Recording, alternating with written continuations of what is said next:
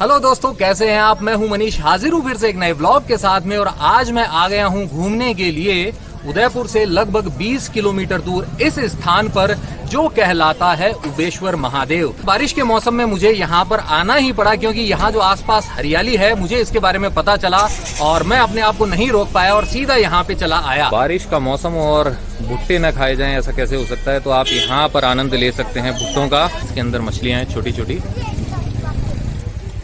यही जल बहते हुए पीछे की तरफ जाता है, मंदिर के पिछले हिस्से की तरफ।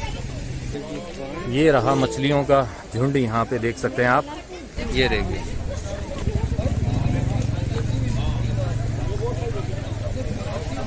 देखिए ये है उबेश्वर महादेव का मंदिर। बाहर से ऐसा दिखाई देता है और सामने है ये प्रवेश द्वार।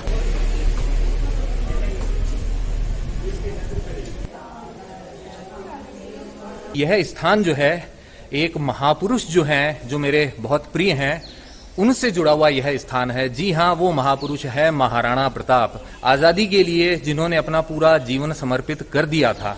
जिंदगी भर वो लड़ते रहे लेकिन मुगलों की अधीनता स्वीकार नहीं की। तो उन्हीं महाराणा प्रताप का जो कहते हैं कि जो समय था, संघर्ष वाला समय, इसी एरिया के अंदर बीता था। मेवाड़ का यही क्षेत्र था जिसके अंदर उन्होंने मुगलों से लोहा लिया था, अनेक कष्ट उठाए थे लेकिन फिर भी डटे रहे थे आजादी के लिए। और इसी मंदिर के अंदर महाराणा प्रताप ने किया था चतुर्मास। तो यह जगह, यह मंदिर हो जाता है और भी खास। इस तरफ हम आते हैं तो हम पहुंच जाते हैं उबेश्वर महादेव के दर्शन करने के लिए। सबसे पहले है यहाँ पर नंदी भगत।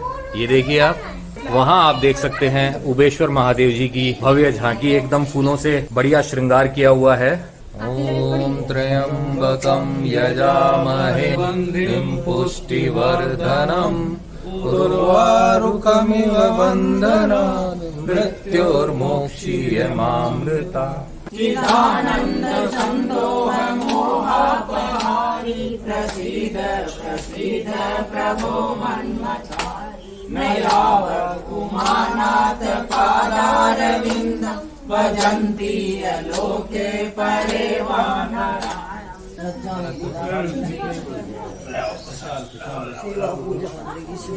जैसे हम दर्शन करके बाहर आते हैं तो ठीक सामने दिखाई देता है हमें यह है कुंड। ये देखिए, बारिश के बाद में पहाड़ी बिल्कुल हरी भरी हो चुकी हैं। और यहाँ पर महाराज जी का धूना है, धूनी रमाए हुए महाराज। अब मैं आपको देना चाहूंगा इस मंदिर के बारे में थोड़ी सी खास जानकारी जो मुझे यहाँ आने के बाद में प्राप्त हुई है। उबेश्वर महादेव जी का यह मंदिर कितना पुराना है यह तो कोई नहीं जानता है, लेकिन इतना मैं आपको बता सकता हूँ कि इस मंदिर का अस्तित्व तब भी था जब थे महाराणा प्रताप। जी हाँ, यहाँ पे ये जो शिवलिंग स्थापित है इसके ऊपर मुगल सेना, जो अकबर की सेना थी, उसके द्वारा आक्रमण किया गया था। और कहा जाता है कि शिवलिंग के ऊपर उस टाइम पे प्रहार किया गया था। कहा जाता है उस समय यहाँ शिवलिंग में से निकली थी बहुत सारी मधुमक्खियां या फिर आप कह लीजिए भंवरे। तो उन भंवरों ने अटैक किया था मुगल सेना के ऊपर, दूर खदेड़ दिया था और इस तरीके से इस मंदिर का विध्वंस नहीं हो पाया था। यहाँ जिस स्थान पर मंदिर स्थापित है, पहले यह जो शिवलिंग है यहाँ पर स्थापित नहीं था, बल्कि स्थापित था यहाँ से कुछ और ऊंचाई पर। तो यहाँ जो गांव वाले थे उनको आना पड़ता था दर्शन करने के लिए। तो उन्होंने प्रार्थना की कि प्रभु, काफी ऊंचाई पर आप विराजमान है, बहुत कष्ट होता है, तो हमारे इस कष्ट को जरा कम कर दीजिए।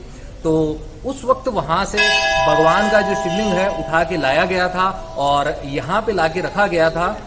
लेके जाने वाले तो और नीचे थे, लेकिन एक बार जब शिवलिंग को यहाँ पे रख दिया गया तो ये मान लीजिए भोले बाबा जो है वो यहीं पर स्थापित हो गए थे।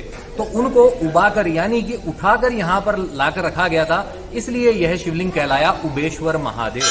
और मंदिर कहा जाता है बहुत ही चमत्कारी है। और जैसे यहाँ आसपास में जो गांव वाले हैं उनको किसी बात का फैसला करवाना होता है तो वो उबेश्वर बाबा हैं, उन्हीं से फैसला करवाते हैं।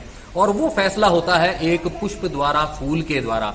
जी हाँ, जिस बात के ऊपर फूल गिर जाता है, ये समझ लीजिए उबेश्वर महादेव ने उस बात के ऊपर मुहर लगा दी है। तो इस तरीके से यहाँ पर होता है उबेश्वर बाबा द्वारा, फूल के द्वारा इंसाफ। ये बात है 1990 की। 1990 में हमारा गांव के कोई ऐसा परिवार यहाँ का कोई फंक्शन था, उसकी कोई मुराद पूरी हो गई महादेव ने उसको खुश कर दिया तो उन्होंने यहाँ एक प्रसादी रखी। तो मेरे भी पिताजी बहुत सालों से पागल थे, उनका मानसिक स्थिति ठीक नहीं थी, कभी कभी वो ऐसे ऐसे हो जाते थे, कभी गांव में चलने लग जाते थे। वो भी बस में बैठ कर यहाँ आ गए। तो किसी ने औरतें बैठी थी, बात होती है, औरतों ने हमें सबने बात की भाई कि इसके भी कभी शादी होगी नहीं होगी, इसके भी कभी पत्नी आएगी नहीं आएगी। तो आज भी लोग कहते हैं कि इतना बड़ा फूल वहाँ से बाहर आया और 1991 में मेरे पिताजी की शादी हुई और हम जन्मे। आज मेरे देखने और मेरे समझ की बात है कि जो चमत्कार मैंने देखा है दुनिया में, वो चमत्कार असली चमत्कार है। आज चमत्कार को नमस्कार है। और आज भी यहाँ फूल के द्वारा न्याय किया जाता है। और वो जब खबर जो निकला है, जो पहले लोग बताते थे भाई यहाँ से हमारे पूर्वज थे, उन्होंने हमें जो बताया, हमें ज्ञान समझाया कि यहाँ से ऐसे ऐसे मुगलों को भगाया गया, ऐसे ऐसे चमत्कार, वैसे ऐसे भवन निकला। मधुमक्खी आज भी देवारी के दरवाजे मौजूद है। वो मधुमक्खी जो यहाँ से निकली, कभी आप जाओ तो देवारी के दरवाजे, वहाँ नीचे की तरफ माता जी का स्थान है नीचे वाला, और वहाँ आज भी यहाँ से मधुमक्खी निकली। वो कितनी दूर है देवारी आप जो बता रहे हैं? देवारी जैसे जैसे उदयपुर का कोट कहते हैं उसको, हाँ जी, उसके अंदर घुसने के बाद ही उदयपुर आता है। कांकड़ जिसे कहा जाता है भाई। हाँ, कांकड़ चित्तौड़ वाला रोड है। हाँ जी, वो देवारी से आगे आगे चित्तौड़ आता है। तो वो मधुमक्खियां वहां पे निवास करती हैं। निवास करती है। आज भी वो उनके कोई वंशज अगर मुगल, कहते हैं लोग, वो उसके बाद उस रास्ते कभी नहीं आए मुगल, मेवाड़ में कभी नहीं आए। जो भी उनका मन से शादी भी करवाना है लड़का लड़की का, कुछ भी प्रोग्राम करना है तो फूल नहीं मिले तो करते हैं, फूल मिल जाए। एंगेजमेंट भी करते हैं तो भी फूल से करते हैं, फैसला फूल से ही होता है। से होता है। तो कोई अगर कोई समाज में कोई लड़ाई झगड़ा हो गया या कोई आगे वाला झूठ बोल रहा है, ऐसा कुछ कर रहा है, तो वो यहाँ आके फूल दे दे। अगर महादेव ने उस बैंक को अगर फूल दे दिया, कोई इसने गलती की, यही चोर है, तो उसको सब चोर मानते हैं। इतना इनका चमत्कार। तो इनका कभी फैसला झूठ, हमने भी देखा, कभी झूठ नहीं किया कभी। और ये देखिए मन्नत पुष्प मांगने का समय, और इस प्रवेश द्वार के पास में राइट हैंड साइड में है इस तरफ माता जी का मंदिर।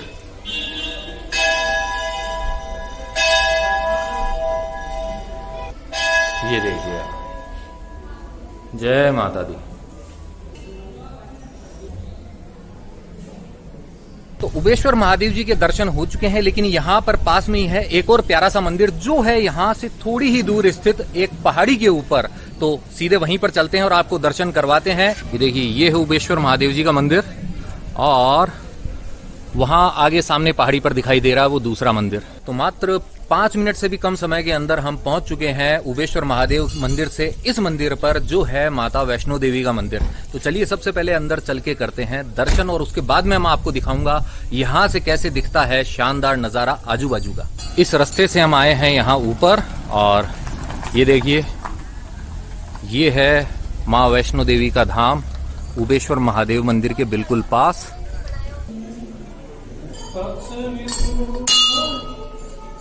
यहाँ जाना होगा हमें झुक के।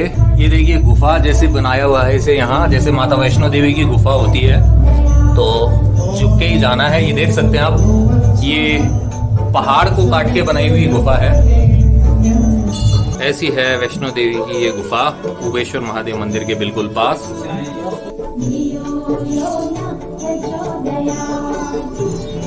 जय माता दी, जय माँ वैष्णो देवी की। दर्शन के बाद में अब आगे बढ़ते हैं, और ये देखिए इधर भी गुफा मार्ग ही है।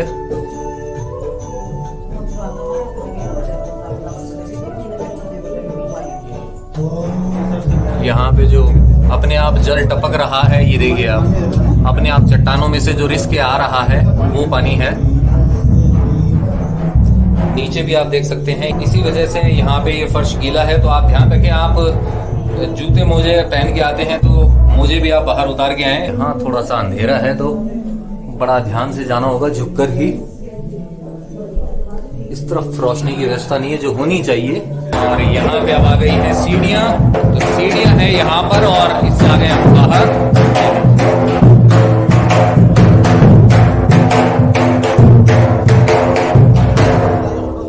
मंदिर से बाहर आते ही जो नजारा दिखाई देता है, चारों तरफ हरियाली ही हरियाली, और उस तरफ भी है एक छोटा सा एनीकट बनाया हुआ है, छोटा सा बांध जैसे, और वहां पे पानी इकट्ठा है काफी। लेकिन आप बारिश के मौसम में देख सकते हैं आप, ये जो मेवाड़ की पहाड़ियां हैं कितनी हरी भरी हो चुकी हैं। इस द्वार से हम बाहर निकल के आए हैं और अब बढ़ रहे हैं हम इस तरफ।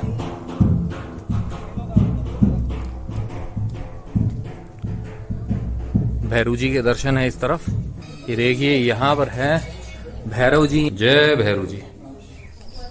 भैरव जी को ही राजस्थान में कहा जाता है भैरू जी, और जहां पे माता का मंदिर होता है वहां उनके साथ में ही होते हैं भैरव जी। तो यहाँ भी हमने भैरव जी के दर्शन कर लिए हैं, यानी कि हमारे दर्शन हुए पूर्ण। चलिए अब चलते हैं इस तरफ, थोड़ी सी सीढ़ियां और ये जो सफेद वाला मंदिर है यहाँ पहुंच जाएंगे हम। यहाँ चट्टानों को भी सफेद किया गया है। ये देखिए इतनी ऊंचाई पर आने पर अब देखिए सबसे पहले इस तरफ का व्यू, ये देखिए।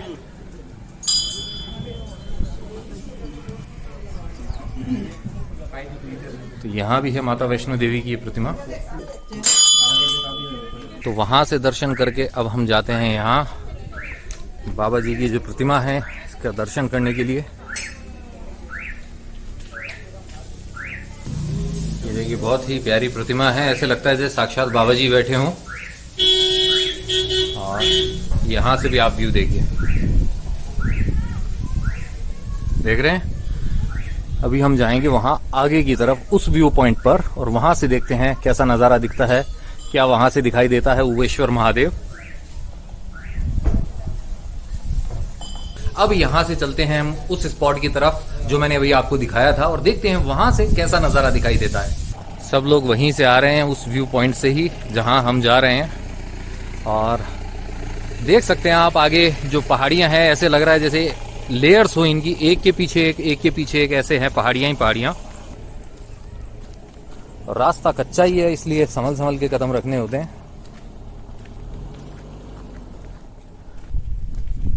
यहाँ लगे हुए हैं ये जंगली फूल।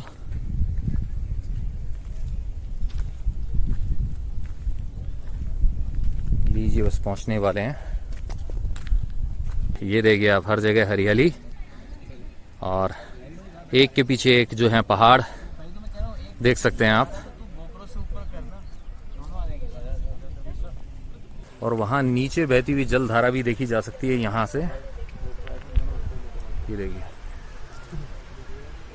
तो इसी के साथ में हमारा ये छोटा सा लेकिन ये प्यारा सा मॉनसून वाला व्लॉग होता है यहीं पे समाप्त। अगर आप मेरे साथ कनेक्ट होना चाहते हैं इंस्टाग्राम पर, तो ये जो आईडी डिस्प्ले हो रही है इसे सर्च कीजिए और कनेक्ट हो जाइए मेरे साथ इंस्टाग्राम पर। जाते जाते आपसे बस इतना ही है कहना कि यत्र तत्र सर्वत्र घूमते रहिए, घुमाते रहिए, लाइफ में हमेशा मुस्कुराते रहिए।